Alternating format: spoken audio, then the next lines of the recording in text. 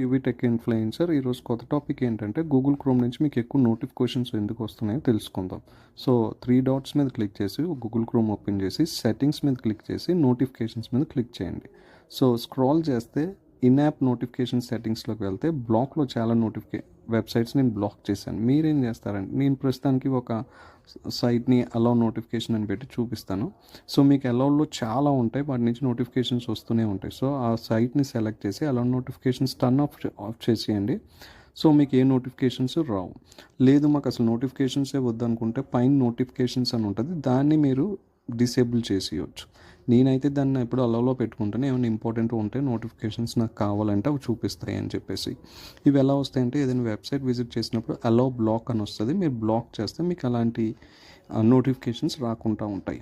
ఇలాంటి more updates కోసం please subscribe my channel and leave a comment. Thank you.